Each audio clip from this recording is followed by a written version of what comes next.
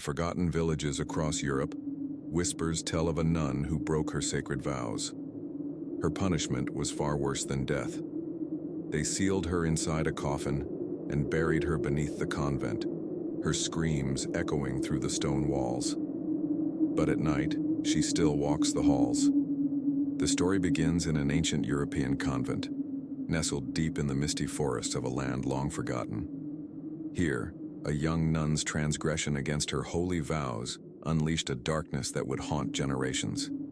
The priests, in their righteous fury, devised a punishment more terrible than any mortal execution. They condemned her to a living tomb, sealing her writhing form within a wooden coffin and burying it beneath the very altar where she once knelt in prayer. As the last echoes of her muffled cries faded into the cold stone, the village thought the matter settled. But some sins cannot be buried, and some spirits refuse to rest. In the dead of night, when shadows grow long and the wind whispers through empty corridors, the curse awakened.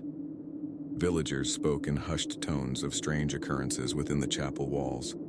Scratching sounds emanated from beneath the floorboards, as if something, or someone, was clawing to escape.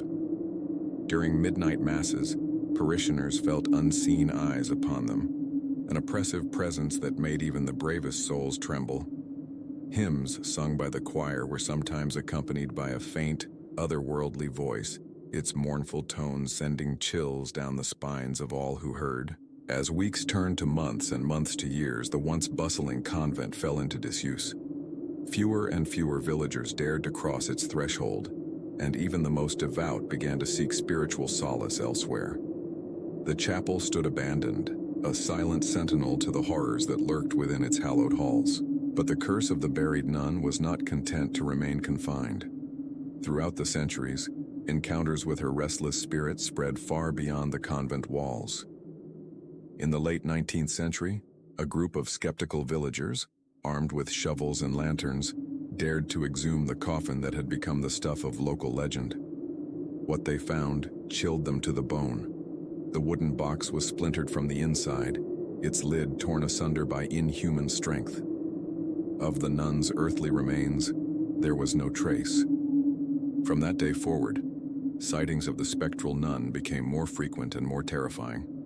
Travelers passing through the region reported glimpsing a pale figure in the mists, her habit billowing in an unfelt wind, eyes glowing with an unholy yellow light. Those who dared to walk the grounds of abandoned churches often felt unseen footsteps following close behind, only to turn and find empty halls stretching before them. As the legend grew, so too did its reach. The Nun of the Shadows, as she came to be known, was no longer bound to a single place. Her curse spread like a cancer, infecting sacred ground across the continent. Modern-day paranormal investigators, armed with cameras and recording equipment, captured chilling evidence of her continued presence. Audio recordings picked up faint whispers in the dead of night, a woman's voice repeating the same haunting plea, "Pray for me."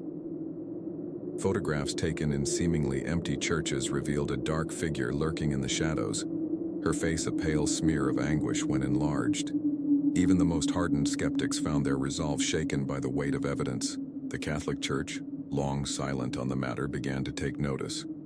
Priests whispered warnings to their colleagues about certain churches, certain convents where the veil between worlds seemed thinnest.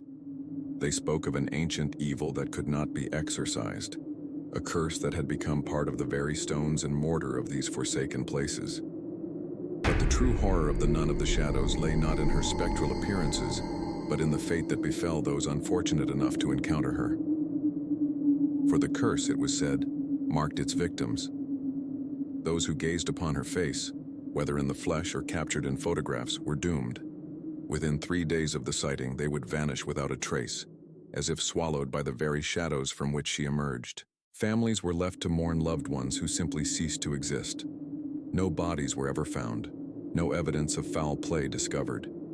It was as if the marked had never been, their very existence erased from the world of the living. Some whispered that the vanished were dragged into the nun's own hellish realm, forced to share in her eternal torment as penance for bearing witness to her cursed visage. The legend of the Nun of the Shadows grew with each passing year, each unexplained disappearance. In hushed tones, people shared their own encounters. A glimpse of a habit disappearing around a corner, the sensation of icy fingers brushing against the back of their neck in an empty church. The fear spread like wildfire, feeding the very curse that had spawned it. Even now, in our modern age of science and reason, the shadow of the buried nun looms large. Abandoned churches dot the European landscape, their doors chained shut, not to keep vandals out, but to contain something far more sinister within. Urban explorers and thrill-seekers are warned away from these places, lest they become the next victims of a centuries-old curse. Some legends are too old to die, too deeply rooted in the collective consciousness of a people to ever truly fade away.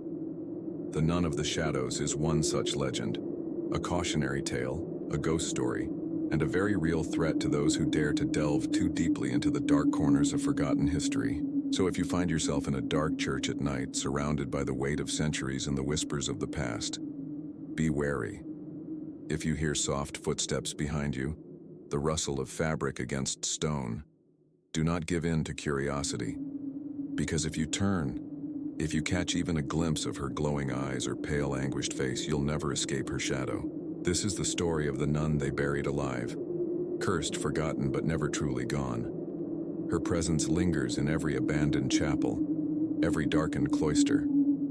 She waits in the shadows, eternally seeking release from her unholy bonds.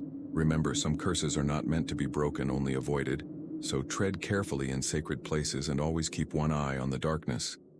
And if you've enjoyed this tale of terror, don't forget to subscribe, if you dare. For there are more stories waiting in the shadows, more legends longing to be told. But beware. Once you start down this path, there may be no turning back.